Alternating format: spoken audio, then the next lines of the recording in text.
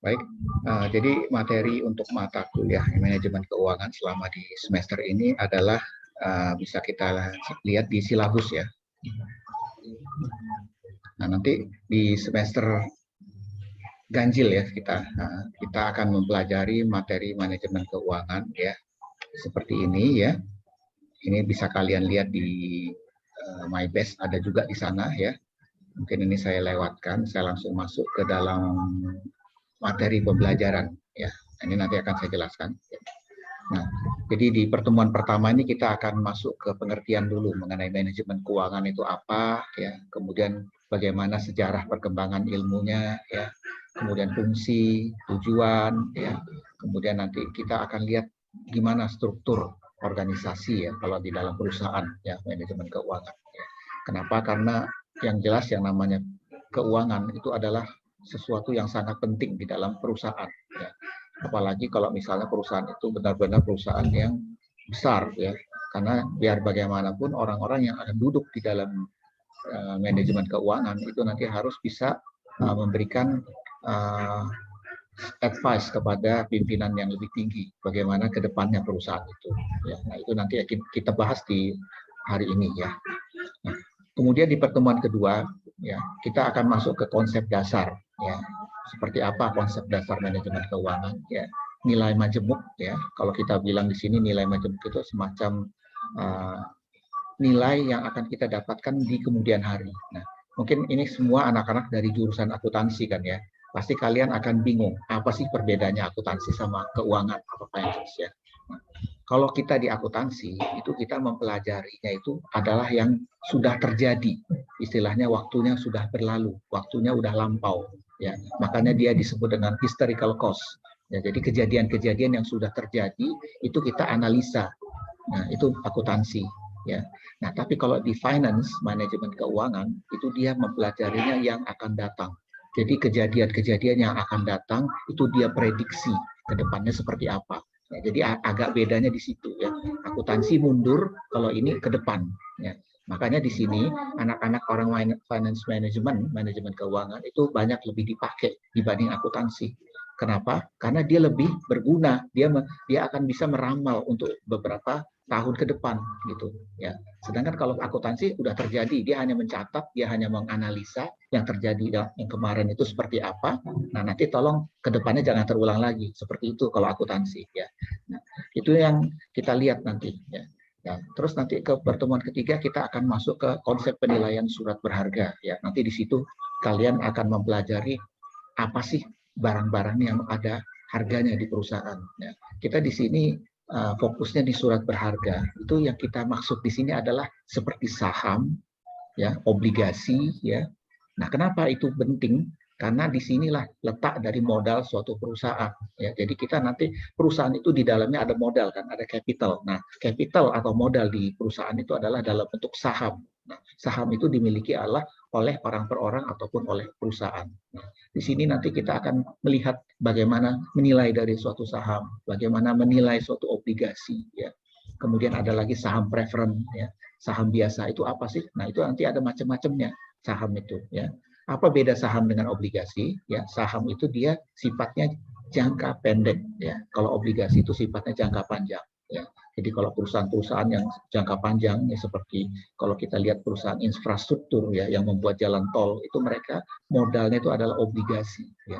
Jadi dia dipegang oleh investor yang nilainya itu nanti bisa 25-40 tahun nilai dari modal dia itu. Nah, beda dengan saham. Kalau saham dia nilainya jangka pendek ya, setahun, 2 tahun, 3 tahun ya bisa berganti waktu dia di situ. Nah, itu nanti akan kita pelajari ya di pertemuan ketiga.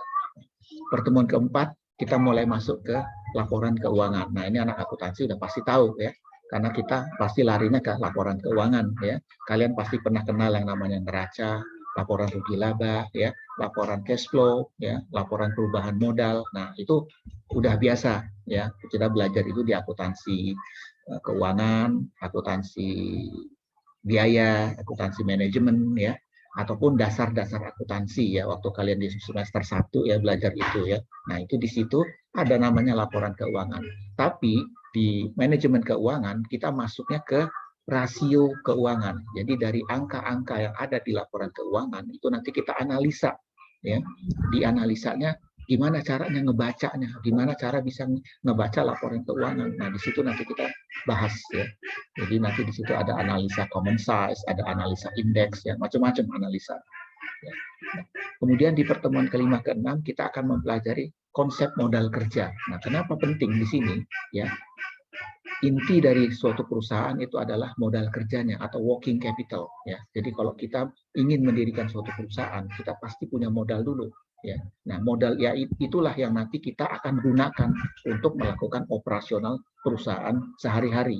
Nah, itu yang disebut dengan modal kerja atau working capital. Nah, modal kerja ini di dalamnya apa aja? Nah, itu yang nanti kita akan bahas, ya. Ada jenis modal kerja, ya, kemudian kemampuan memperoleh laba, kebijakan modal kerja. Nah, itu di situ akan saling berkaitan. Ya. Nah, untuk modal kerja sendiri itu bisa berupa cash, juga bisa berupa persediaan barang, ya, ataupun piutang. Nah, tiga komponen inilah yang nanti disebut dengan modal kerja yang jangka pendek, ya. Nah, yang untuk jangka panjang nanti akan ada ininya yang kita bahas berikutnya, ya. Baru setelah itu nanti di pertemuan ke-7 nanti saya akan melakukan review, ya. Reviewnya nanti bisa melalui Zoom lagi, ya. Nah, setelah kalian mempelajari sampai di modal kerja, ya, baru kita akan melakukan UTS, ya, seperti biasa, ya. UTS nanti biasanya akan dilakukan oleh kampus, ya. Nah, selanjutnya di pertemuan ke-9 kita akan mempelajari piutang. Nah, kalian kan sudah tahu yang namanya piutang, ya. Piutang itu adalah tagihan kita kepada customer, ya. Jadi perusahaan itu pasti memiliki yang namanya pelanggan, kan? Nah, pelanggan itu biasanya ada namanya tenggang waktu kalau dia harus bayar. Itu yang disebut dengan tempo, ya, atau kredit, ya. Nah, disinilah timbulnya yang namanya piutang. Nah, rupanya piutang ini adalah semacam modal kerja dalam perusahaan. Nah, itu juga harus diatur ininya. Kenapa? Karena piutang itulah yang menjadi urat nadi dari perusahaan. Tanpa adanya piutang, perusahaan nggak ada cash, nggak ada apa namanya cash flow. Ya. Kalau dia nggak punya cash flow, perusahaan nggak bisa ngapa-ngapain. Ya. Dia nggak akan bisa bayar gaji, bayar listrik, dan sebagainya. Nah, di sini kita akan membahas yang namanya piutang, pengelolaan piutang. Nah, mungkin kalian tahu yang namanya umur piutang, aging, ya. Nah, aging apa receivable istilahnya. Jadi piutang itu harus dikasih usia. Nah, usia piutang itu ada 0 sampai 30 hari, 30 sampai 60 hari, ya. Kemudian 60 sampai 90 hari, ya. Ada perusahaan yang kebijakannya bila lewat dari 90 hari belum tertagih, itu dia harus dihapus bukukan, ya, atau di write off namanya. Nah, akuntansi kan mengenal yang namanya penghapus bukuan piutang, ya. Nah, di manajemen keuangan itu memang diperbolehkan, tetapi dia fokusnya adalah bagaimana caranya menarik piutang-piutang itu tadi menjadi collection. Nah, makanya nanti kalian kalau misalnya kerja di suatu perusahaan, ya, itu bagian collection, ya, itu yang sangat penting. Kenapa? Karena dia mengkolek uang-uang yang ada di mana-mana supaya perusahaan itu bisa hidup, ya. Karena perusahaan nggak akan bisa hidup kalau dia tidak memiliki cash money, uang, ya. Disinilah letaknya pentingnya suatu piutang, ya. Itu nanti kita akan pelajari di pertemuan ke-9. Kemudian ke-10 kita akan membahas mengenai investasi, ya. Kenapa investasi penting, ya? Karena disitulah letak bagaimana kita mengelola keuangan kita, investment, ya. Nah, di situ investasi itu kita akan lihat bagaimana caranya kita memasukkan dana kita ke suatu proyek, kemudian proyek itu akan balik modal atau tidak, ya. Nah, makanya kalau kalian nanti suatu saat ingin mendirikan suatu usaha, kalian harus hitung-hitungan dulu, ya. Kira-kira akan balik modal nggak? Kira-kira akan untung nggak kalau saya bikin bisnis atau usaha? Nah, di sini kita akan mempelajari yang namanya investasi tadi, ya. Investasi tadi ini harus berkaitan dengan yang namanya resiko, ya. Makanya ada namanya manajemen resiko. Ada mata kuliah sendiri yang berhubungan dengan investasi, namanya risk management, ya. Kenapa? Karena semakin kita berinvestasi dalam suatu usaha, kita juga akan mendapatkan yang namanya resiko. Resiko uang tidak kembali, ataupun juga resiko usaha kita nggak jalan, ya. Nah, ini yang harus dipahami oleh semuanya, ya. Nah, ini nanti akan kita bahas ke depannya, ya. Nah, di pertemuan ke-11 kita akan membahas sumber dana jangka menengah, sumber dana jangka panjang ya. Nah, kenapa? Seperti yang saya ulas tadi ya, inti dari perusahaan itu adalah modalnya. Modal itu bisa didapat dari mana aja ya, dari jangka panjang bisa dari jangka pendek ya, apapun jangka menengah. Nah, bagaimana mengkategorikan jangka panjang, menengah dan pendek itu adalah melalui yang namanya seperti obligasi, itu jangka panjang ya. Nah, itu nanti ada toolsnya, alat-alat untuk melakukan investasi tadi ya. Nah, sumber-sumber dana tadilah yang nanti akan menjadi alat-alat itu semuanya. Nah, termasuk nanti di sini kita akan bahas mengenai kebijakan dividen ya. Dividen itu apa? Dividen itu adalah keuntungan yang diperoleh pemegang saham ya. Jadi misalnya saya ambil contoh ya, ada Tuan A menanamkan uangnya di perusahaan, kemudian Tuan B juga menanamkan uangnya di perusahaan. Nah, di kedua perusahaan yang di dalam kedua orang ini tentunya ingin mendapatkan yang namanya keuntungan dari saham yang dia tanamkan. Nah, pada akhir tahun perusahaan itu rupanya mengumumkan bahwa mereka untung atau profit. Nah, setelah dia diumumkan itu berarti perusahaan itu akan memberikan yang namanya dividen ya kepada si Tuan A dan Tuan B tadi yang sudah menanamkan uangnya di perusahaan tersebut. Ya. Nah, ini yang nanti akan kita bahas di pertemuan ke-11 ya. Nah, kemudian di pertemuan ke-12 kita akan membahas yang namanya pengertian BEP atau break even point, itu titik pulang pokok ya. Jadi kalau misalnya kalian melakukan suatu bisnis ya, kalian misalnya invest di situ bisnis itu. Paling tidak misalnya 400 ribu lah misalnya bisnisnya. Nah, kemudian kalian hitung-hitung dalam berapa lama nih uang saya 400 ribu itu akan balik lagi ya. Paling tidak 0 keuntungan saya. Artinya uangnya balik, saya belum dapat untung. Nah, itulah yang disebut dengan titik pulang pokok atau titik impas ya. Nah, biasanya hal-hal seperti itu dihitung oleh beberapa pedagang-pedagang UKM kita ya. Mereka kan punya uang ya, paling tidak misalnya nih saya contoh, dia punya uang 10 juta. Dia mau invest ambil contoh misalnya dia mau bisnis di online ya, online shopping ya. Misalnya dia mau jual semacam baju atau apa. Dia punya modal 10 juta. Kemudian dia hitung tiap hari dia jual berapa pieces, kemudian besoknya dijual lagi, kemudian dihitung 1 bulan.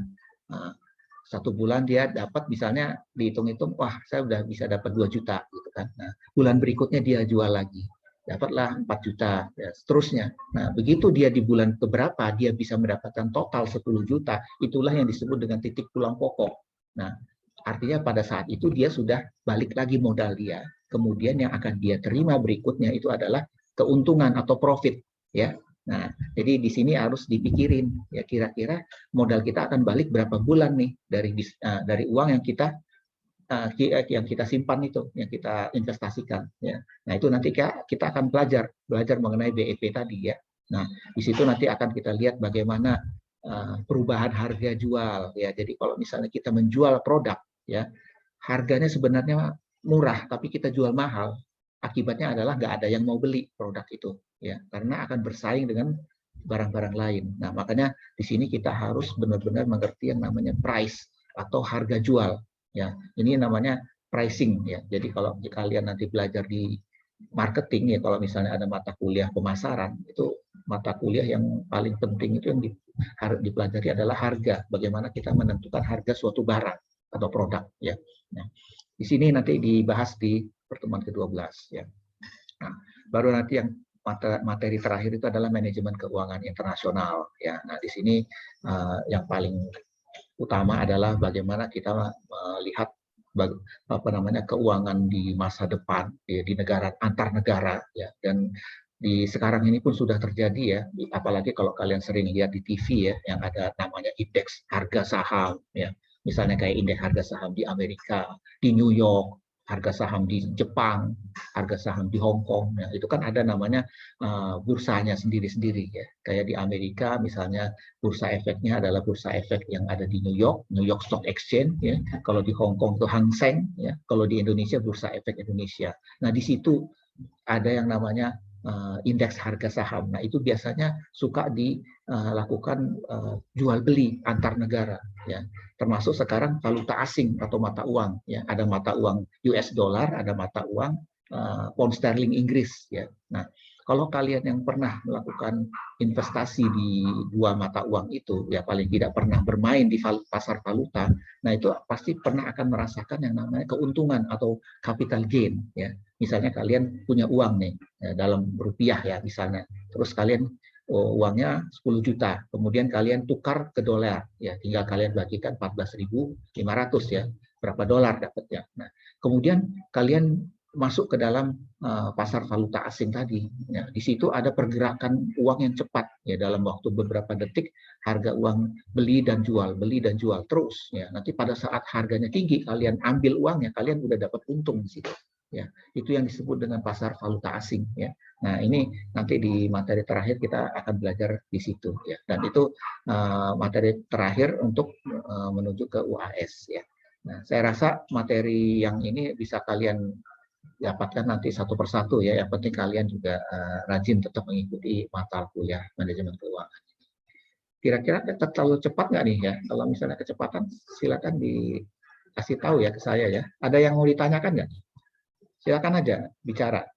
Kalau memang ada yang kasih kurang jelas atau apa gitu, nggak apa-apa.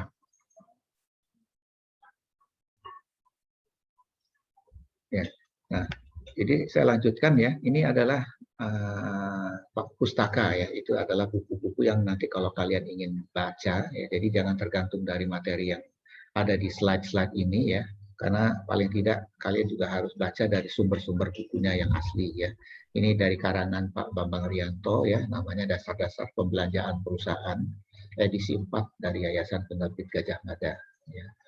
Terus ada yang dari luar negeri ya, Brigham and Houston, Dasar-Dasar Manajemen Keuangan, buku 1 edisi 11, Salemba 4 tahun 2017, dan lain-lain ya. Ini saya sarankan kalian berusaha cari ya. Cari entah bisa di perpustakaan BSI ataupun kalau memang sering ke toko buku ya. Baca-baca ini sebagai sumber referensi ya, supaya wawasan makin bertambah dan pengetahuan mengenai manajemen keuangannya lebih dalam ya, jadi tidak tergantung dari materi kuliah ini aja gitu, karena materi ini ya paling tidak dia hanya membuka wawasan tapi tidak terlalu mendalam untuk diterima ya. Oke, kira-kira ada yang mau ditanyakan mengenai silabus ini ya? Kalau misalnya ada silakan ditanyakan ya, sebelum kita masuk ke materi yang sesungguhnya ya.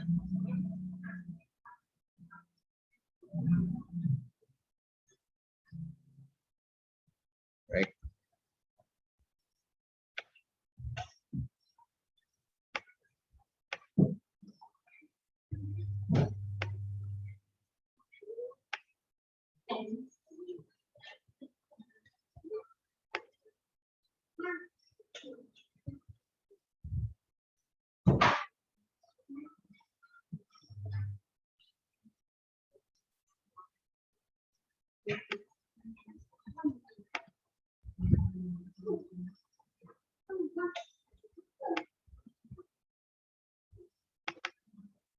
Baik, kalau misalnya nggak ada, saya teruskan ya.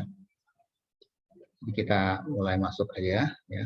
Jadi pertemuan pertama ini akan membahas mengenai konsep dasar manajemen keuangan.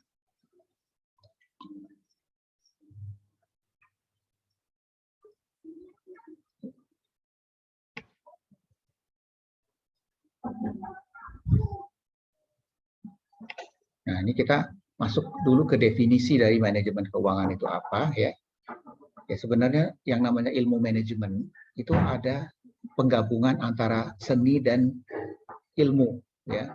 Nah, disinilah yang kita harus kombinasikan ya. Kenapa di sini ada nilai seni? Karena dia sebenarnya nggak kaku ya. Semua macam ilmu itu dia tidak ada kekakuan dari sisi ini ilmunya, apalagi ilmu-ilmu sosial ya. Makanya manajemen keuangan itu adalah penggabungan ilmu dan seni yang membahas, mengkaji dan menganalisa tentang bagaimana seorang manajer keuangan dengan mempergunakan seluruh sumber daya perusahaan untuk mencari dana, mengelola dana, dan membagi dana dengan tujuan mampu memberikan profit atau keuntungan atau kemakmuran bagi pemegang saham dan keberlanjutan usaha bagi perusahaan. Ya. Nah, jadi kalau saya jelaskan di sini ya, jadi sebenarnya manajemen keuangan itu itu dia dipakai oleh manajer keuangan. Ya, jadi seorang manajer keuangan, dia selain dia memiliki visi ya yang tadi sempat saya bilang yang saya tanyakan ke kalian, itu dia juga harus memiliki kemampuan ilmu dari sisi finansialnya. Nah, dan juga bagaimana caranya dia bisa menganalisa ya sesuatu yang terjadi di perusahaan itu. Ya, apa aja yang terjadi di dalam perusahaan? Ya, misalnya perusahaan itu membutuhkan dana untuk mendapatkan keuangan, ya. Terus dia bagaimana mengelola dana itu. Nah, kemudian nanti bagaimana caranya dia mendapatkan profit atau keuntungan dari pemegang sahamnya, ya. Nah, disinilah fungsi dari manajer keuangan tersebut, ya. Nah, dengan adanya kemampuan itu, seorang manajer keuangan memang dituntut, ya, dituntut untuk gimana caranya biar perusahaan itu bisa berkembang besar, gimana caranya perusahaan itu bisa mendapatkan keuntungan atau profit, ya. Nah, itu tidak mudah, ya. Kenapa? Karena mengelola sesuatu perusahaan sehingga dia bisa mendapatkan keuntungan atau profit itu sesuatu yang perlu dengan kerja keras dan perlu dengan bantuan dari manajer ataupun atasan yang lain, ya, terutama dari pimpinan perusahaan itu sendiri, ya. Nah, disinilah letaknya, ya, fungsi dari definisi dari manajemen keuangan itu sendiri. Dia bagaimana dia yang pertama adalah memperoleh dana, ya. Nah, memperoleh dana ini dari apapun, ya, bisa dari investor, bisa dari bank, ya, pinjaman, ataupun dari sumber-sumber lain yang dia dapatkan, ya. Kemudian yang kedua, bagaimana dia menggunakan dana, ya. Dana itu dia dapat dari mana sehingga dia akan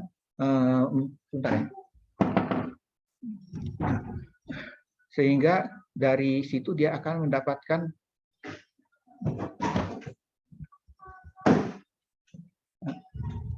profit, ya, dari atau keuntungan, ya.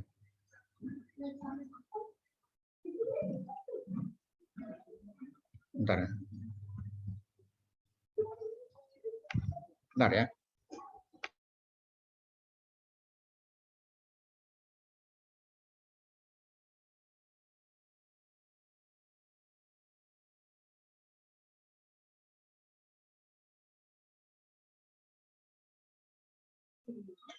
Maaf sebentar, ini ada.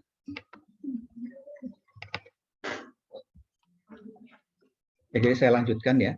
Jadi dari ketiga kegiatan utama, ya, yang selain dia pertama memperoleh dana, ya, dia juga harus bagaimana caranya menggunakan dana tersebut, ya, dan juga mengelola dari aset atau aktiva tersebut, ya. Nah, itulah fungsi dari seorang manajer keuangan, ya. Nah, selanjutnya adalah bagaimana perkembangan ilmu manajemen dan teori keuangan, ya. Dalam era tahun 60 dengan 70-an, ya, itu pemilihan aset dan liabilitas dapat memaksimalkan nilai perusahaan dan kemakmuran pemegang saham, ya. Jadi kalau misalnya kita lihat di tahun 60 dan 70-an, ya, itu seorang manajer keuangan itu harus memilih antara aset dan hutang, ya. Yang mana yang kira-kira dapat membuat perusahaan itu akan menjadi bernilai, ya. Nah, di sini penting dia mengelola itu semua, ya. Dan kemudian di tahun 80-an, ya, itu di sini mereka harus tahu bahwa ada hal-hal lain yang dia harus kelola, tidak hanya dari sisi itu, ya, tapi dia harus melihat apa dari efek inflasi dan suku bunga yang terjadi, ya. Di situ dilihat perkembangan dari nilai mata uang, ya, karena kita tahu bahwa inflasi itu sangat mempengaruhi dari nilai suatu mata uang, ya. Kalau misalnya kalian memegang uang sekarang ini nilainya 10.000, nah 5 tahun ke depan itu mungkin nilainya tidak akan sebesar itu, bisa jadi dia turun menjadi Rp1.000. Nah, itu yang memakan adalah inflasi, ya, termasuk juga suku bunga, ya. Makanya orang kadang-kadang berpikir untuk mendepositokan uang di bank itu kadang-kadang tidak mendapatkan keuntungan apa-apa, karena nilai uang yang dia dapat setelah dia tabung itu dia tidak akan membuat dia makin sejahtera, ya, karena tergerus dengan yang namanya inflasi, ya. Ya, kita ambil contoh aja, inflasi 10%, kemudian tingkat suku bunga yang dia dapat dari bank hanya 2%, ya. Jadi walaupun dia menanamkan uang di bank atau mendepositokan uangnya di bank, ya, dia karena tergerus dengan inflasi sebesar 10% dan 2% dia dapat bunga, dia akan rugi tetap 8%, ya. Itu yang orang-orang harus pikirkan, ya. Makanya deposito itu adalah suatu instrumen investasi yang paling risikonya paling rendah, ya. Karena dia memang tidak akan mendapatkan gain atau keuntungan yang besar, ya, tapi resikonya memang paling kecil, ya. Disinilah yang banyak orang lakukan pada tahun 80-an, ya. Nah, mereka selalu melihat bagaimana tingkat inflasi dan suku bunga, ya. Nah, tahun 80-an, ya, itu juga banyak dipengaruhi oleh semacam deregulasi, ya. Deregulasi itu ada semacam peraturan dari pemerintah, di mana pemerintah melakukan pembukaan bank secara besar-besaran, ya. Orang mudah mendirikan bank pada saat itu, sehingga karena banyaknya bank yang bermunculan di mana-mana, itu mengakibatkan likuiditas uang itu banyak di mana-mana. Nah, cuman pengaruhnya adalah terlalu beresiko apabila terlalu banyak bank yang ada di negara kita ini, sehingga bank-bank itu tadi banyak yang berguguran akhirnya. Nah, makanya pada saat itulah timbul yang namanya kasus-kasus bank BLBI, ya, likuiditas Bank Indonesia. Karena pada saat itu banyak bank yang berguguran, mereka harus diberikan modal, ya. Apalagi pada saat kejadian itu banyak orang yang melakukan pengambilan uang secara besar-besaran di tahun 80-an. Nah, itu akibatnya bank kehabisan dana, kolaps mereka, ya. Nah, itu yang sangat mempengaruhi struktur perekonomian kita pada tahun 80 itu, ya. Nah, di sini yang perlu dipahami, ya, bahwa efek-efek dari peraturan yang dibuat oleh pemerintah itu sangat berpengaruh sekali, ya, di dalam keputusan-keputusan dari perkembangan dari teori ilmu manajemen dan keuangan ini, ya. Nah, di tahun 80-an juga, ya, ilmu manajemen itu sangat dipengaruhi sekali oleh penggunaan komputer, ya, dan analisa pembuatan keputusan keuangan, ya. Mungkin kita baru sadari, ya, bahwa di tahun belakangan ini kita udah masuki revolusi industri 4.0, ya, di mana penggunaan komputer itu sudah sangat masif, ya, dan penggunaan telepon genggam atau mobile banking pun sekarang ini sudah begitu kemana-mana, ya. Nah, itu udah kita rasakan sekarang, ya. Nah, itu impact-nya adalah yang sekarang terjadi, ya, karena begitu mudahnya orang menggunakan mobile banking, akhirnya bank-bank konvensional itu banyak yang menutup kantor cabangnya, ya, di mana-mana di seluruh negara. Nah, akhirnya apa? Akhirnya ya manusia rupanya digantikan oleh yang namanya teknologi, ya. Nah, apalagi kalian sekarang sudah familiar, ya, dengan yang namanya fintech, ya.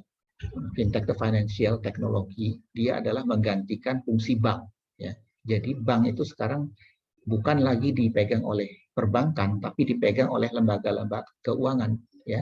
Mungkin kalian sudah terbiasa menggunakan yang namanya GoPay, sudah terbiasa yang menggunakan namanya OVO, ya, ataupun sudah biasa menggunakan yang namanya pinjol online segala macam, ya, pinjaman online. Nah, itu adalah dampak daripada computerized, ya, dan ini semuanya akan mempengaruhi pengambilan keputusan, ya, dari seorang manajer keuangan, ya. Kenapa? Karena mereka akan berpikir bagaimana ke depannya kalau misalnya bank-bank makin lama makin ditutup dan hilang, ya. Nah, itu akibatnya adalah nanti semua akan melalui yang namanya internet, ya, dan semuanya nanti akan melalui yang namanya jaringan online dan sebagainya. Nah, itu akan memudahkan sebenarnya, memudahkan manusia untuk melakukan semua transaksi, tetapi juga memang harus berhati-hati dari security sistemnya, ya, karena dengan adanya teknologi tadi berarti keamanan dari suatu mobile banking itu akan selalu berbahaya, ya, apalagi kita sekarang marak mendengar berita-berita orang bisa membobol bank seseorang dari handphonenya, ya. Nah, hal-hal seperti itu yang harus dijaga sebenarnya, ya, karena itu berbahaya dari sisi keuangan seseorang, ya.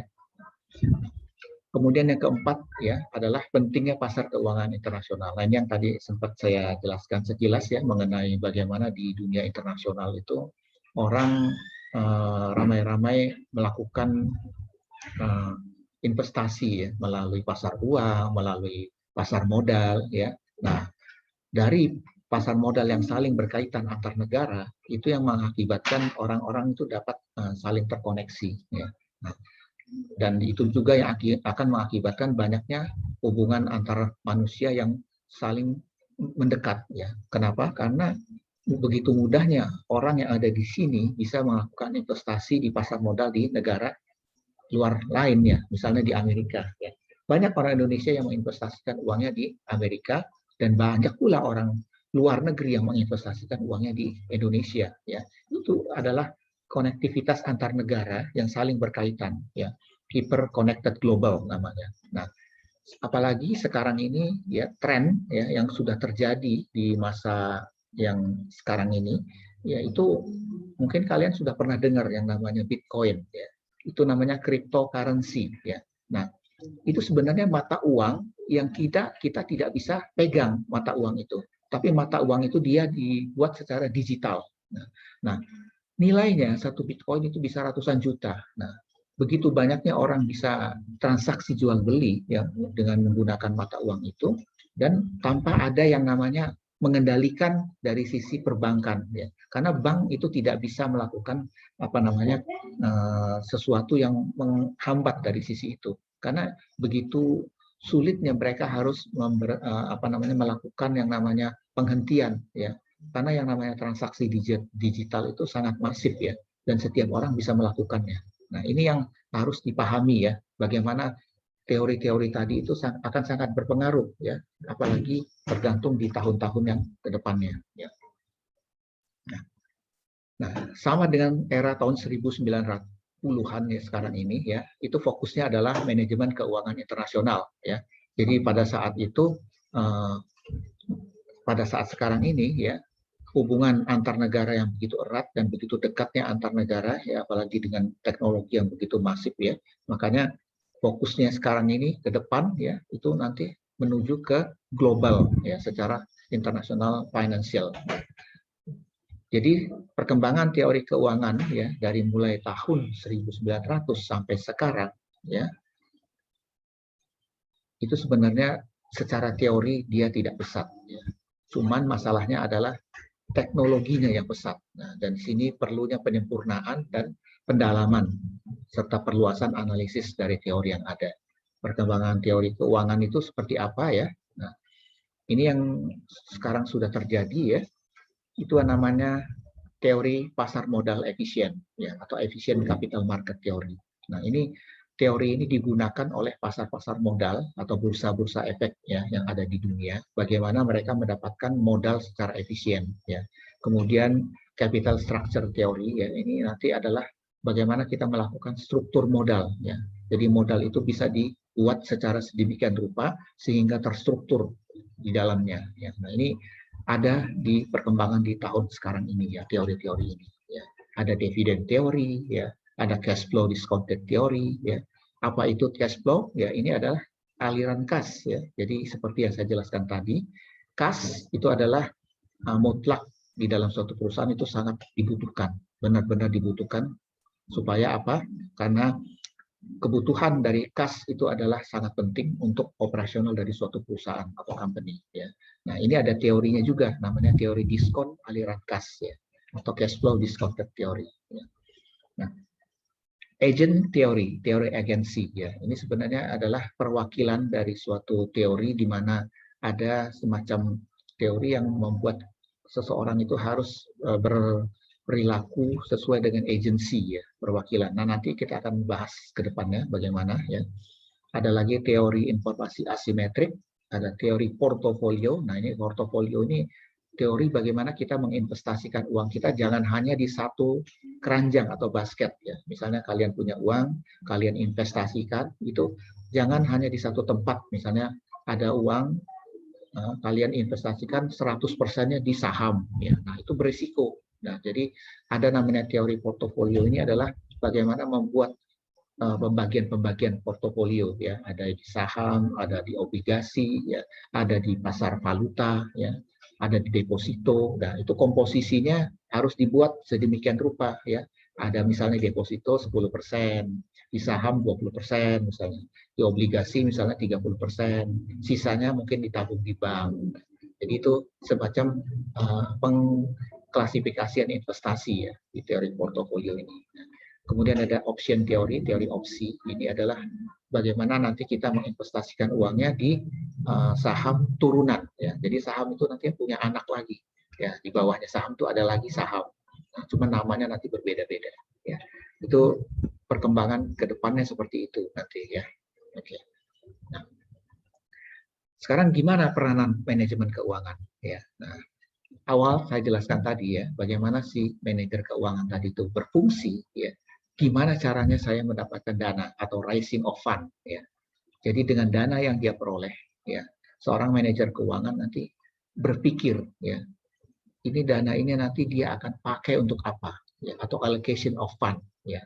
Nah, dengan dana yang dia dapatkan tadi ya, dia harus berpikir supaya dana yang dia dapat itu nanti bisa berkembang ya. Artinya tidak hanya terbatas di uang itu saja, tapi dia bisa menganak pinakan ya, atau beranak pinak istilahnya di sini ya. Nah, di sini fungsi yang utama ya dari manajemen keuangan itu ya. Dia harus buat dana yang dia peroleh itu bisa berkembang dan bisa tumbuh istilahnya. Seorang manajer keuangan itu memiliki kepentingan untuk terhadap jumlah aktiva yang layak dari investasi pada berbagai aktiva dan memilih sumber-sumber dana untuk membelajahi aktiva tersebut. Nah, jadi dia harus memilih aset mana nih yang akan bisa dia kembangkan lagi ya. Dan kemudian dia juga lihat aset mana yang dia bisa belanjai lagi ya. Nah, ini benar-benar hubungannya nanti dengan capital expenditure namanya kalau di dalam perusahaan. Jadi dia harus memilih-milih ya dari aset-aset perusahaan yang nanti akan bisa dia kembangkan ya. Ya, kita ambil contoh misalnya dari piutang tadi ya. Pengelolaan piutang di dalam perusahaan itu paling utama dari fungsi seorang manajer keuangan. Dia akan mengelola piutang mana yang harus cepat dia tagih ya. Karena dengan begitu cepat dia nagih, berarti cash flow perusahaan nanti akan kuat atau strong ya. Nah, ini bagaimana dia mengelolanya? Nah, itu perlu teknik-tekniknya ya. Apalagi kalau kita memiliki memiliki customer yang susah ditagih ya. Nah, itu banyak kejadian di beberapa perusahaan collection ya. Customer yang sulit ditagih uangnya itu mereka akhirnya menyerahkannya kepada pihak ketiga ya. Kenapa? Karena kalau kita misalnya menagih tagihan kepada customer, kemudian customernya berbelit-belit tidak mau membayar, dan itu akhirnya membawa resiko kepada jatuh tempo yang makin lama waktunya makin lama. Nah, kalau misalnya sampai umur piutang itu makin lama ya seperti yang saya jelaskan tadi, itu ada kemungkinan nanti akan dihapus bukukan ya, dan itu akan merugikan karena itu akan menimbulkan yang namanya biaya ya, biaya piutang tak tertagih ya kalau dari sisi accounting. Nah, itu yang akan sangat mempengaruhi dari profit perusahaan, profitability-nya ya. Nah, untuk itulah makanya kemampuan seorang manajer keuangan mengelola piutang itu sangat penting ya. Makanya banyak perusahaan-perusahaan yang menggaji manajer keuangannya itu harus fokus gimana caranya kamu bisa menagih uang saya yang ada di luar sana gitu. Ya. Kenapa? Kita nggak bisa ngapa-ngapain, perusahaan nggak bisa bergerak kalau kita tidak bisa mendapatkan uang itu. Makanya bagian collection di dalam perusahaan itu biasanya paling penting ya, apalagi orang-orang AR namanya. Nah, karena mereka memiliki job description yang berat ya. Apalagi dia harus berhadapan dengan customer yang super susah ditagih ya. Jadi disitulah pentingnya ya seorang accounting staff ya, terutama yang memegang piutang atau AR ya, karena dia di situ tanggung jawabnya besar ya. Nah, kemudian yang ketiga peranan manajer ya, manajemen keuangan ya, selain dia untuk memperoleh dana ya, dia juga bisa mendapatkannya dari dalam ataupun dari luar perusahaan ya. Nah, kita tadi fokusnya dari dalam ya. Nah, bagaimana dari luar? Sumber-sumber modal itu bisa diambil dari pasar modal ya. Ya, itu bisa berbentuk utang ataupun bisa berbentuk modal sendiri ya. Banyak perusahaan yang mencari sumber dananya dari pasar modal dengan cara dia listed atau listing di bursa efek ya. Mungkin kalian sering dengar yang namanya perusahaan TBK, di belakangnya ada kata-kata TBK. Itu artinya PT perusahaan terbuka yang sudah menjual sahamnya di bursa efek. Ya. Sebenarnya apa sih yang dimaksud dengan menjual saham di bursa efek? Itu adalah bagaimana dia mendapatkan dana segar dari masyarakat atau dari publik. Ya. Kenapa? Karena dia tidak mungkin lagi tidak mungkin lagi meminjam dari bank. Jadi dia berusaha mendapatkan dana itu dari menjual sahamnya. Nah, itulah yang disebut dengan go public. Ya. Karena kebanyakan perusahaan di Indonesia ini adalah perusahaan family business, ya, perusahaan keluarga. Ya, jadi perusahaan keluarga itu biasanya tertutup, ya, dan dia sahamnya dimiliki oleh orang-orang tertentu. Nah, disinilah mereka, karena mereka merasa bahwa perusahaan mereka sudah tidak sanggup lagi untuk berkembang tanpa adanya modal, mereka akhirnya menjual saham dia di pasar modal. Nah, di sini pentingnya perusahaan itu tadi mencari-cari dana untuk bagaimana dia mendapatkan saham dari publik yang akan membelinya. Nah, di sini bisa berbentuk utang ataupun bisa berbentuk modal sendiri. Kemudian fungsi manajemen keuangan, ya, itu adalah pedoman bagi manajer perusahaan dalam setiap pengambilan keputusan yang dilakukan. Nah, jadi biasanya dia adalah orang kedua di dalam perusahaan. Jadi, seorang manajer keuangan dia akan didampingi oleh GM-nya, akan mendampingi GM, ya, ataupun direktur keuangan akan mendampingi direktur utamanya, ya, untuk pengambilan keputusan, ya, karena dia yang tahu seluk-beluk ruang lingkup apapun yang terjadi secara finansial keuangan itu. Apakah perusahaan itu akan rugi ataukah untung. Nah, si finance manager itulah yang memiliki ilmunya. Dan dia harus memberitahu kepada direktur utamanya atau GM-nya, ya, sehingga GM tadi akan merasa terbantu untuk mengelola perusahaannya ke depannya, ya. Terus yang kedua, dengan memahami ilmu manajemen keuangan secara baik, diharapkan pihak-pihak yang berada di posisi marketing, produksi, personalia, ya, itu mampu menempatkan setiap keputusan secara jauh lebih bijaksana, ya. Itu yang harus dipahami, ya. Kenapa? Karena biasanya bagian keuangan itu akan memiliki keterkaitan dengan bagian-bagian yang lain, ya. Dan ini yang harus dilihat, ya. Kenapa? Karena biasanya orang-orang finance itu sumber dari segala sumber di dalam perusahaan, ya. Kenapa begitu? Ya, karena perusahaan itu akan selalu mengandalkan yang namanya posisi dari orang keuangan, ya. Baik itu marketing, produksi, personalia, dan keuangan, ya. Nah, saya rasa sebentar, ya, sebentar. Oke, bentar, ya. Saya ini.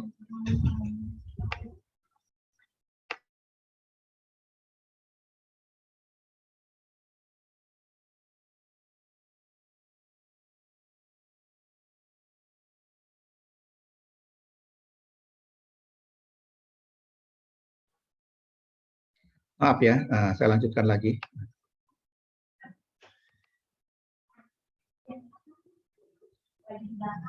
Nah, jadi saya lanjutkan, maaf. Jadi ilmu keuangan tadi itu akan berhubungan dengan pihak-pihak lain, ya, apakah dia produksi, marketing, dan personalia. Nah, dan disinilah pentingnya bagaimana orang-orang finance itu akan selalu berhubungan dengan pihak-pihak di luar finance, ya. Nah, kemudian sebenarnya apa dari tujuan dari manajemen keuangan, ya? Nah, ini pasti berhubungan dengan si pemilik perusahaan, ya. Kenapa? Karena biasanya pemilik perusahaan itu ingin saham perusahaannya itu meningkat. Nah, inilah yang disebut dengan memaximize shareholder value, ya. Kenapa? Tidak mungkin pemilik perusahaan itu dia akan menginvestasikan uangnya di situ, tapi dia tidak mendapatkan apa-apa atau keuntungan apa-apa. Nah, disinilah peran penting dari manajemen keuangan itu sendiri, bagaimana saham yang ditanam oleh pemiliknya itu memiliki nilai yang akan meningkat, ya. Artinya dia keuangannya makin lama makin bagus perusahaan itu, ya. Iya. Nah, kenapa harus seperti itu? Karena tidak mungkin orang memiliki uang, menginvestasikan, terus uangnya hilang atau rugi. Ya, itu sesuatu yang tidak mungkin ya.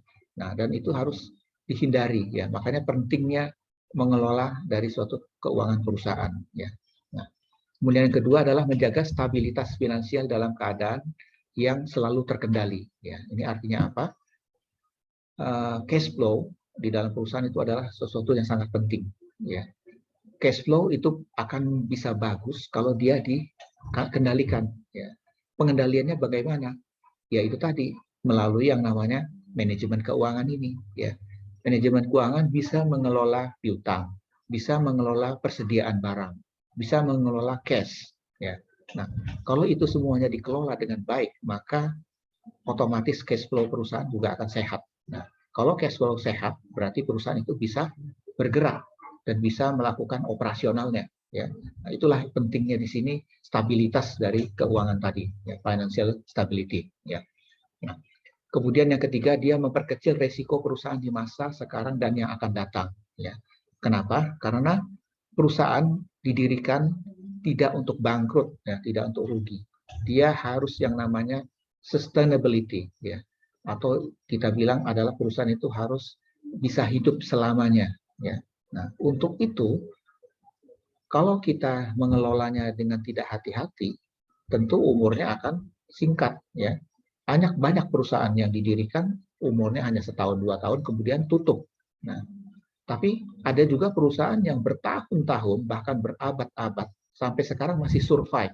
Kita ambil contoh Coca-Cola di Amerika. Itu umurnya udah hampir 1 abad. Ya. Padahal perusahaan minuman ya. Tapi kenapa dia bisa sampai sekarang survive? Malah bisa hidup sampai beribu tahun yang akan datang. Karena dia dikelola. Dikelolanya tidak asal-asalan. Ya. Nah, di sini yang dia kelola adalah bagaimana dia memperkecil resiko-resiko dari sisi keuangan dia. Mungkin saat ini perusahaan seperti Coca-Cola itu mengalami gelombang yang lumayan besar ya dari sisi penjualannya ya. Kenapa? Karena isu dari perusahaan minuman Coca-Cola sekarang ini adalah gula. Nah, sekarang sedang dihembuskan isu bahwa Coca-Cola mengandung gula yang bisa menyebabkan orang menderita diabetes atau penyakit gula berlebih. Nah, hal ini yang akan membuat Coca-Cola itu merasa ini sesuatu yang bisa mempengaruhi penjualan mereka. Dan itu benar, tingkat penjualannya sekarang memang berkurang. Tapi mengapa mereka bisa survive? Ya, karena mereka melakukan modifikasi dari produk dia. Ya, mungkin dia akan menurunkan kadar gula di dalam Coca-Colanya, ataupun dia merubah-rubah sesuatu komposisi di dalam minuman itu, sehingga orang-orang akan merasa safety ya waktu dia mengkonsumsi minuman itu. Nah, ini yang perlu dilakukan ya. Bagaimana itu semua bisa di manage, itulah fungsi dari manajemen keuangan ya. Nah, oke. Sebelum saya masuk ke materi yang lain ya, saya sudah melakukan sharing discussion, ada diskusi ya di dalam MyBest ya. Silakan kalian buka MyBest-nya, kemudian jawab pertanyaan saya di kolom komentar ya. Itu nanti akan menambah nilai kalian, terutama nilai tugas ya. Nah, saya kasih waktu kira-kira 10 menit ya. Silakan dikerjakan sekarang ya. Saya tunggu nanti setelah itu nanti kita lanjutkan lagi. Ya. Boleh, silakan mulai dari sekarang ya.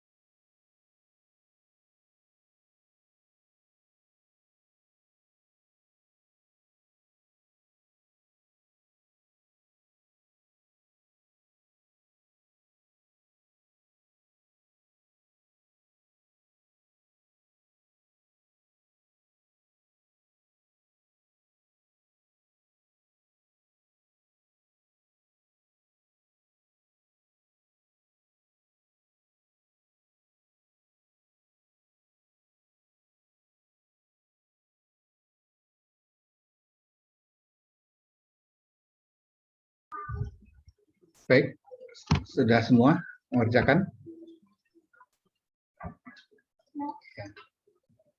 Saya, Sudah, Pak. oke, saya panggil satu persatu ya. Ada semua sih. Coba jawabannya Sulistiawati, silakan. Apa jawabannya?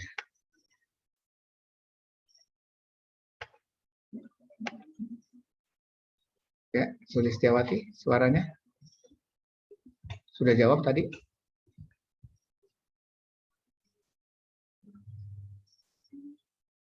Sulistiawati? Ya, Pak, Ya, sudah, Pak. ya, apa jawaban kamu? Apa peranan manajer? Ya, menurut saya peran seorang manajer dalam suatu perusahaan itu selalu berkaitan dengan aktivitas perusahaan. Yang mana aktivitas itu seperti yang tadi memperoleh dana itu baik dari luar maupun dari dalam. Ya. Kalau misalnya dari luar seperti utang ataupun modal secara langsung. Terus juga bagaimana pengelolaan dana. Kayak manajer itu harus bisa menempatkan yang mana yang harus didahulukan, misalnya piutang yang mana yang harus ditagih terlebih dahulu sebelum nanti terjadinya penutupan piutang, karena akan merugikan perusahaan tersebut.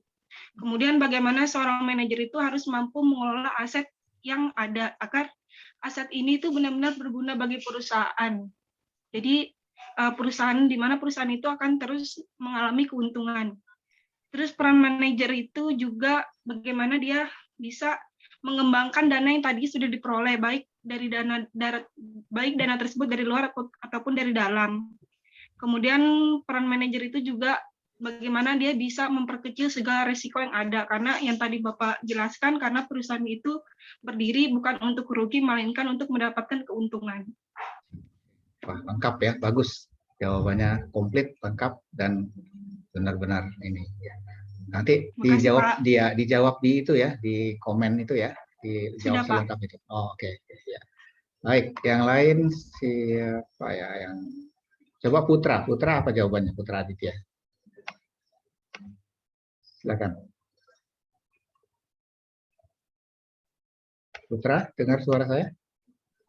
Ya, Pak. Ya, gimana jawabannya kamu apa? Ya.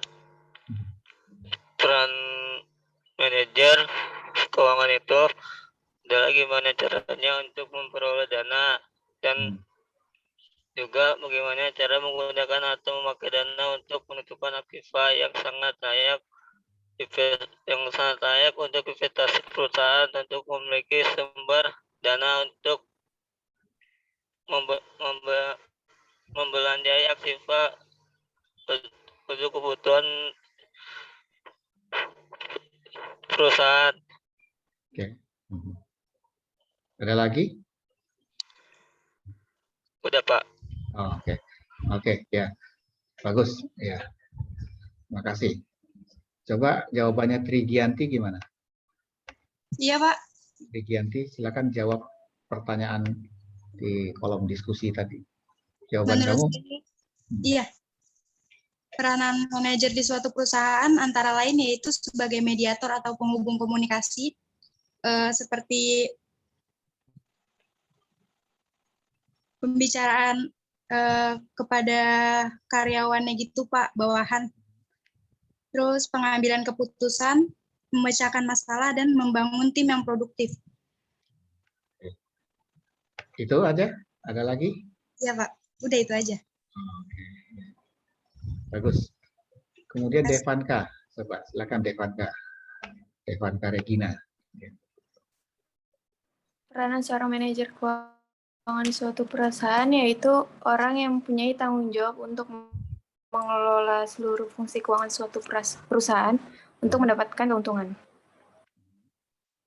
Itu aja? Iya. Oke. Ya, bagus. Coba Cynthia Agnes. Cinintia ya. Silakan. Ya.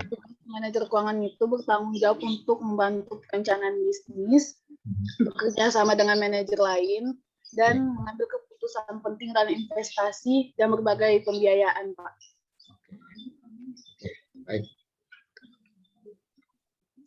Oke, kemudian Gimana jawabannya untuk si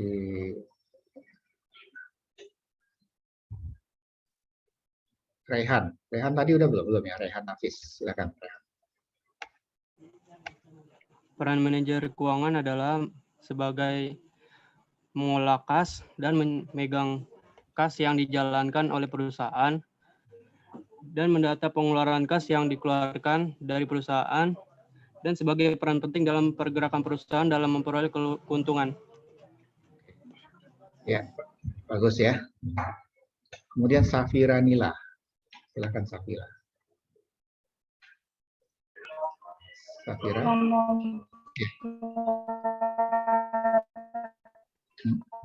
Suaranya ini nih, terputus. Coba nggak usah pakai video, coba. Safira. Halo? Safira, dengar suara saya? Halo? Oh, ini sih. Ya. Sepertinya sinyalnya ya di sana ya. Lagi ada masalah ya. Di sana sinyalnya nggak bisa ditangkap di sini.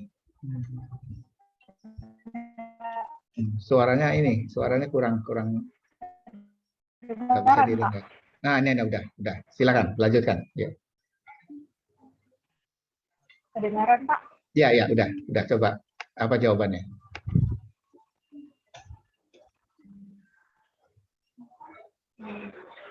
Halo? Manajer keuangan Ya. berperan dalam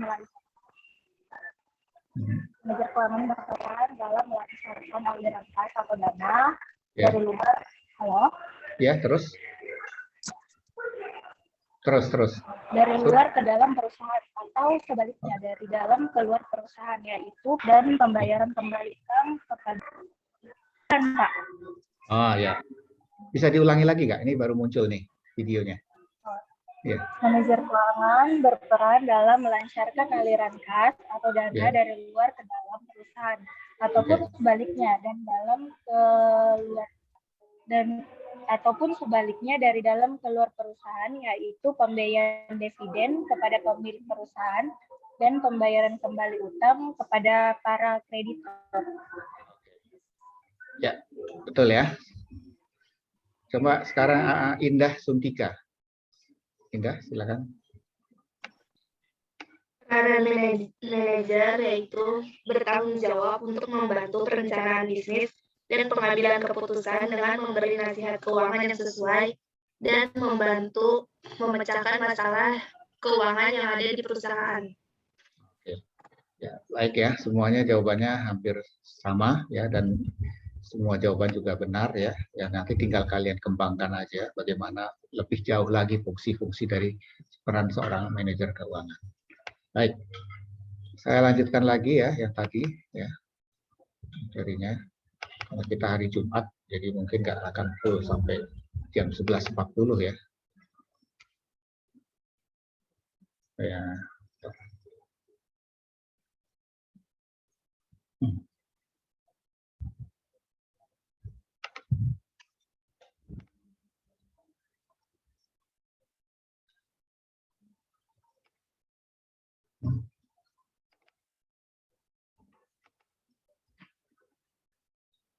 Ini adalah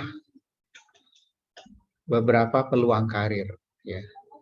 Jadi kalau misalnya nanti kalian sudah lulus dari BSI ya, kemudian ingin bekerja ya. Nah, dan nanti background kalian itu sudah dapat ilmunya ya. Misalnya kalian dari akuntansi ya, ini S1 akuntansi ya. Nah, itu ada beberapa peluang karir di bidang keuangan ya, yang akan kalian bisa jalani ya.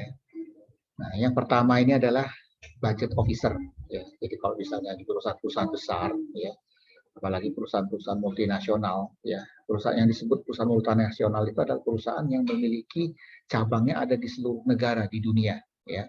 Jadi kalau misalnya kayak McDonald gitu ya misalnya, itu pusatnya di Amerika, tapi dia punya beberapa perusahaan yang ada di negara-negara ya, lain ya, kayak di Indonesia, di Singapura, Malaysia ya. Nah, itu dia pasti memiliki yang namanya orang yang bertanggung jawab terhadap budget atau anggaran. Nah, makanya dia nanti disebut dengan budget officer.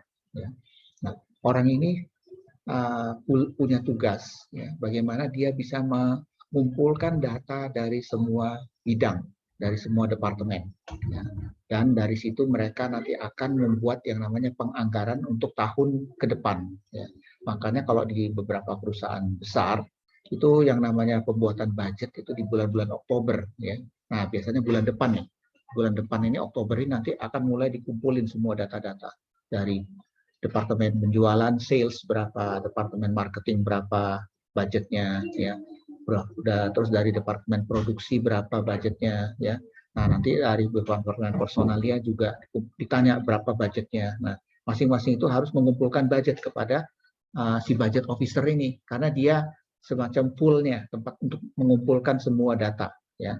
Nah, nanti setelah dia mengkolek data dari seluruh departemen tadi, ya, si budget officer ini nanti akan bekerja sama, ya, bekerja sama dengan budget manajernya, ya, untuk bisa mendapatkan yang namanya sales budget dulu, ya. Nah, budget penjualan namanya. Nah, budget penjualan itu biasanya yang paling penting di dalam suatu perusahaan, ya, karena di situ akan mengetahui berapa revenue atau pendapatan yang diperoleh di tahun depan, ya, secara detail, ya. Misalnya di kuartal pertama dia akan mendapatkan revenue berapa, kuartal kedua dapat revenue berapa, ya. Akhirnya dia secara total dia akan bisa memperoleh angka yang namanya angka total penjualan selama 1 tahun. Nah, angka itulah nanti akan dipakai oleh si GM ataupun oleh direktur utamanya untuk dipresentasikan kepada budget committee meeting namanya. Nah, budget committee meeting itu biasanya ada di kantor pusat, ya. Kalau di luar negeri misalnya di kayak perusahaan McDonald itu di Amerika. Nah, di situ nanti dia akan mempresentasikan bahwa Indonesia itu akan memprovide sales budget untuk Indonesia secara country, ya. Misalnya nilainya adalah sekian miliar misalnya Indonesia dapatnya. Nah, nanti dikombin lagi dengan negara lain, ya, Singapura misalnya. Penjualannya untuk tahun depan adalah sekian M. Negara Thailand misalnya sekian M, digabunglah jadi satu. Nah, nanti disebut dengan consolidation budget, budget konsolidasi secara dunia. Ya, nanti itu bisa langsung terlihat bahwa nanti targetnya penjualan dari McDonald di tahun depan 2022 adalah sekian triliun seluruh dunia. Nah, dengan dia bisa memprovide sales budget tadi dengan total amount sekian, dia nanti bisa mengalokasikan angka dana itu untuk beberapa pengeluaran biayanya. Terus nanti bisa diproyeksikan berapa dia akan mendapatkan profit dari total penjualan tadi. Nah, itu ya, itu salah satu contoh, ya. Jadi kalau misalnya kalian nanti kerja di perusahaan sebagai budget officer, ya. Nah, kedua karirnya, ya, adalah sebagai manajer keuangan. Nah, tadi kan saya lihat sudah sebutkan satu persatu bagaimana fungsi manajer keuangan itu, ya, bagaimana dia harus mencari dana, bagaimana dia harus mengalokasikan dana, ya.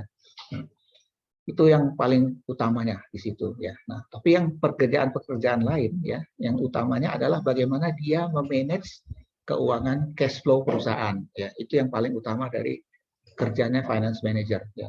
Bagaimana dia cash flow itu ada di dalam perusahaan itu untuk payment, pembayaran bulanan, untuk pembayaran apapun ya yang ada di perusahaan itu.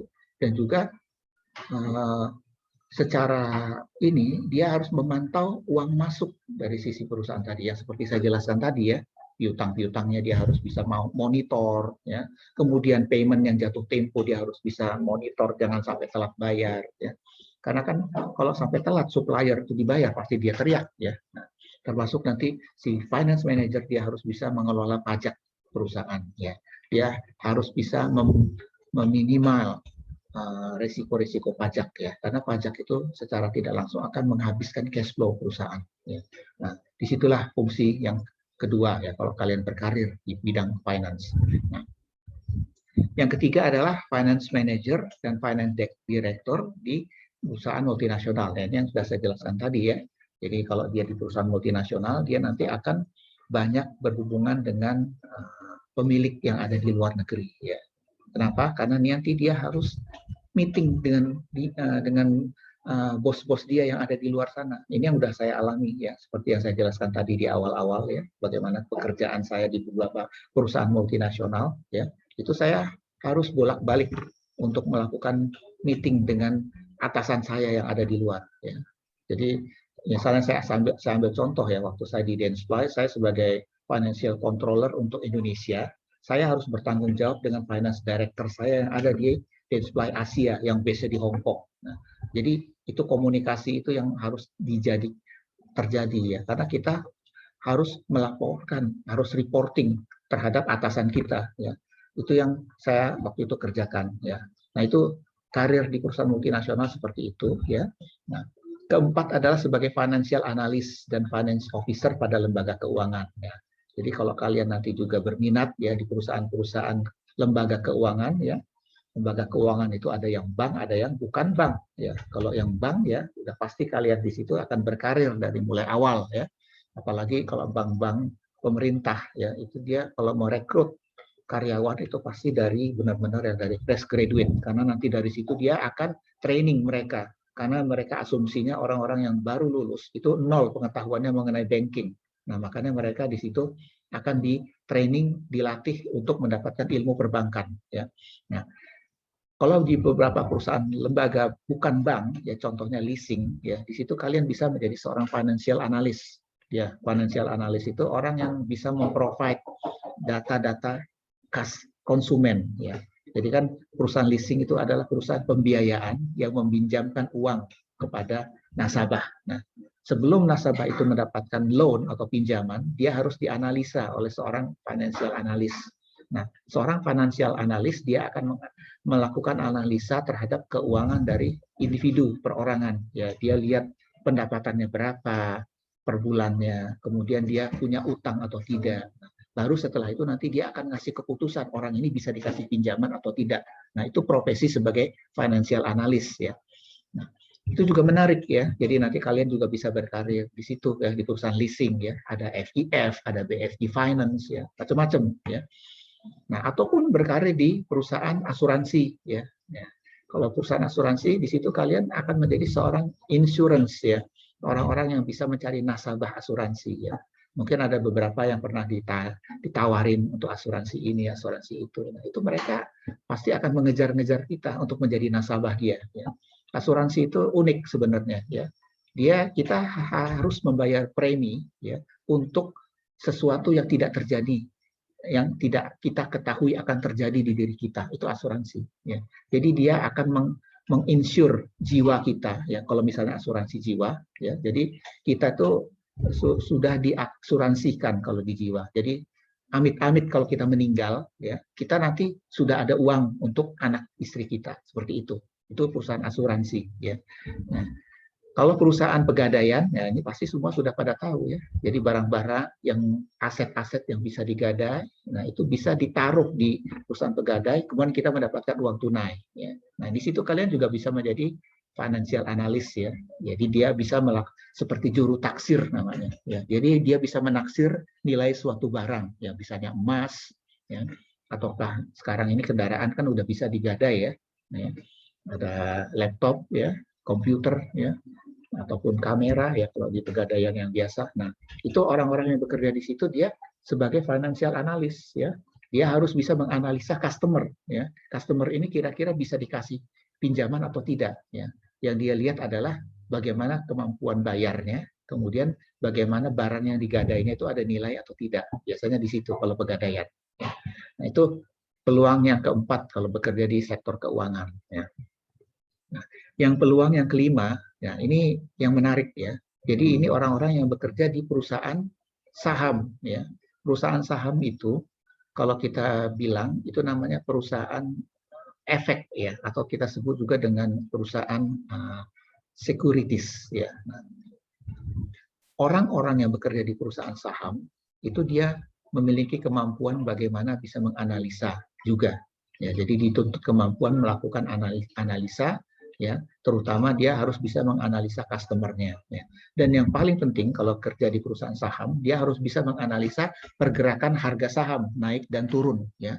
Mungkin kalian pernah lihat di TV ya, kenapa sih harga saham misalnya harga sahamnya Indosemen, ya, itu tadinya satu lembarnya 500, kemudian naik menjadi 570, kemudian naik lagi menjadi 580. Nah, itu adalah pergerakan harga saham. Nah, itu harus dianalisa seorang financial analyst. Ya, nah biasanya orang-orang yang bekerja di perusahaan sekuritas, nah itu itu dia harus memiliki yang namanya semacam sertifikasi underwriter namanya. Dia memiliki semacam sertifikasi untuk bisa melakukan analisa terhadap saham-saham. Ya.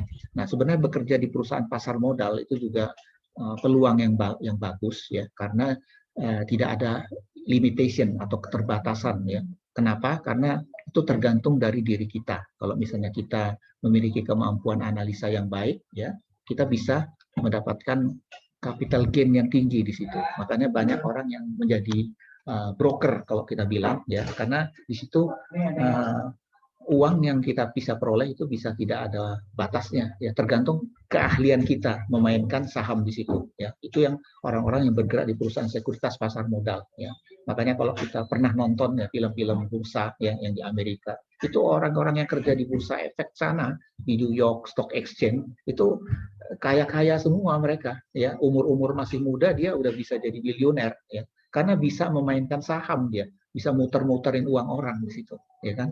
Nah, itu memang nggak gampang karena yang banyak digunakan itulah selain ilmu, dia juga kayak ada hoki ya. Karena saham itu seperti judi sebenarnya ya. Makanya kalau orang yang terbiasa spekulasi, orang yang suka dengan spekulasi, iya, itu biasanya mereka hoki ya di situ. Nah, cuman saham itu adalah high risk high gain.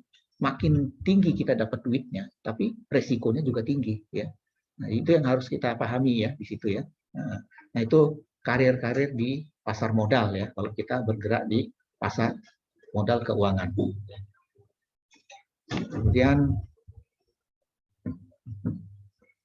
nah ini adalah struktur organisasi perusahaan ya. Jadi kalau kita nanti orang-orang keuangan ya, itu kalau di perusahaan itu nanti bisa menjadi treasurer, kalau orang bilang bendahara kalau di organisasi ya. Nah, tapi kalau di perusahaan itu namanya treasury ya. Nah, treasury itu biasanya memegang cash ya. Kalau yang paling kecil itu biasanya kasir kalau di perusahaan-perusahaannya.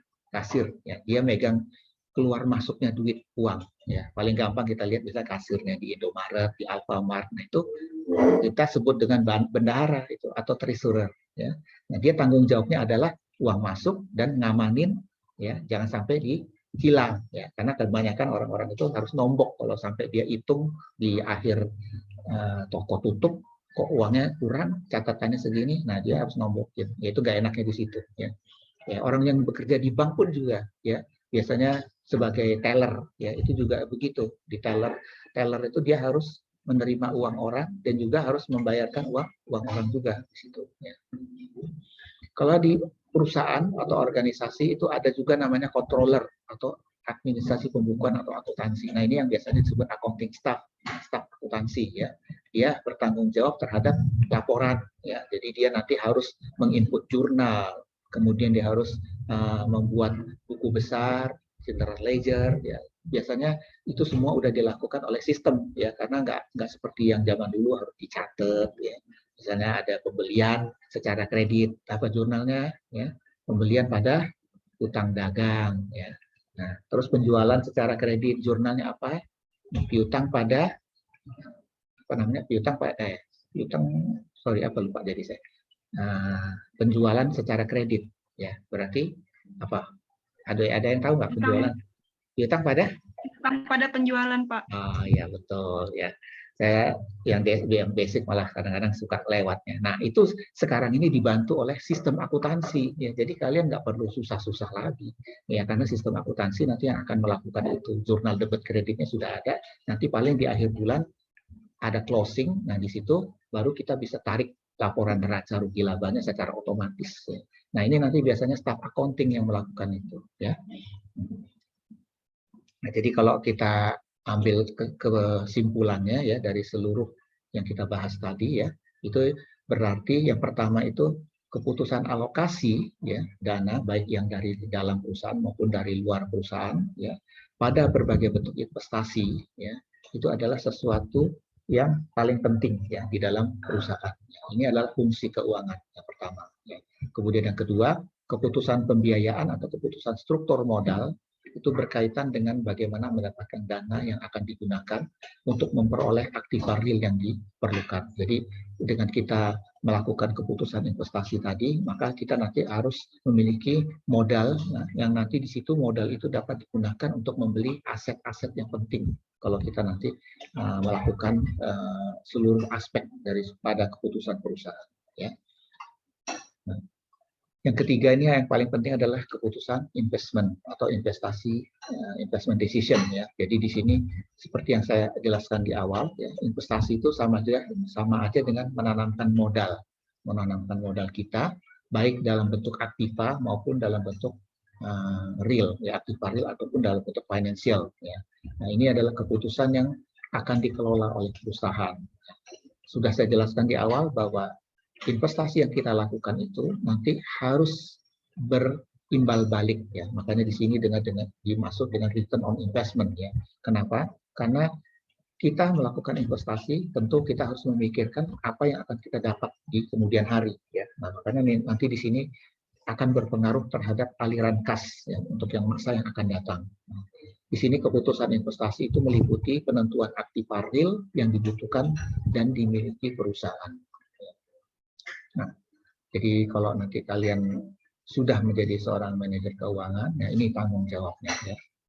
Tanggung jawabnya meliputi pemilihan produk dan pasar perusahaan. Ya, ini nanti dia akan kerjasama nih dengan GM-nya atau dengan direktur utamanya. Ya, dia nanti milih benar-benar produk mana yang laku. Ya.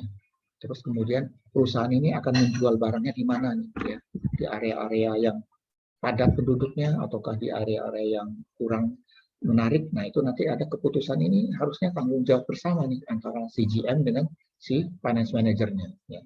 Kemudian ada riset dan investasi produksi ya yang harus dilakukan. Ya. Kenapa? Karena semuanya harus dilakukan secara strategi. Ya. Dan ini perlu kerjasama antara GM-nya, ya, general manajernya dengan finance manajernya. Ya. Makanya di beberapa perusahaan ya, dua orang yang ini nggak boleh kemana-mana. Mereka biasanya harus berdua. Ya, karena mereka harus saling berdiskusi untuk kelanjutan dari perusahaan itu. Ya. Nah di sini nanti mereka juga harus melakukan seleksi, pelatihan, ya, pemotivasian untuk karyawan-karyawan. Ya, makanya nanti peran dari HR manager itu penting ya, karena dia yang akan memonitor kemampuan performance individu dari orang-orang yang bekerja di perusahaan. Ya.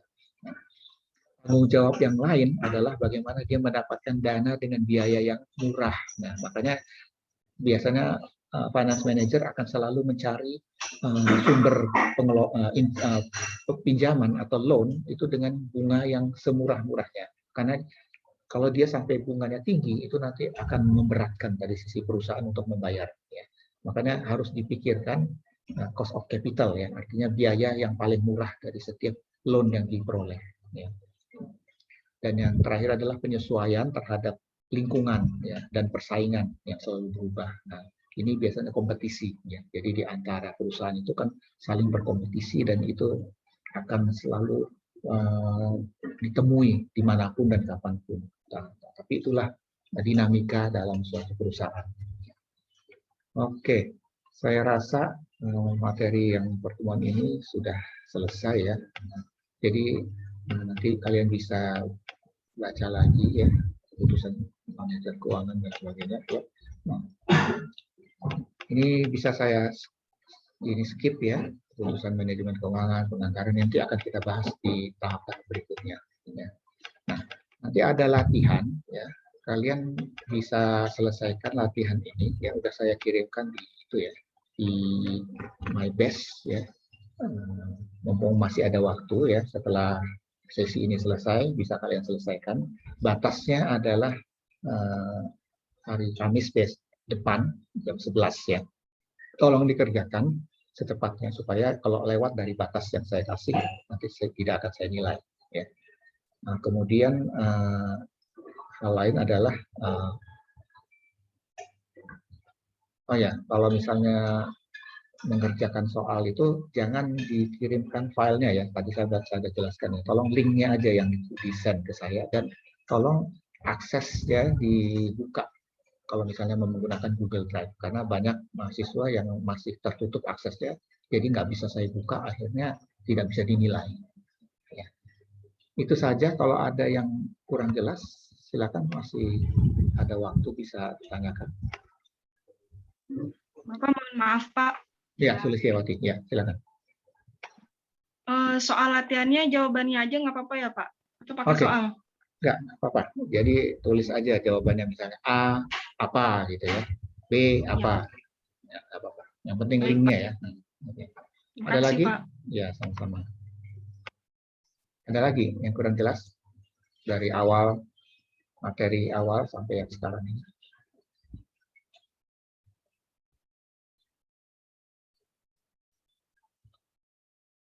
Oke, kalau memang nggak ada lagi ya, kalau misalnya ada pertanyaan bisa kalian WA, ya bisa di WA saya, ya, ataupun nanti lewat di WA grup ya.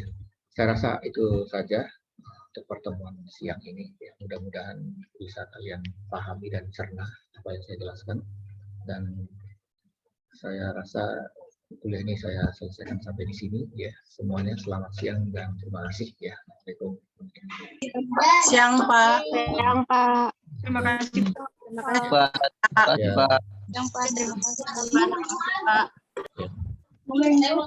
Pak.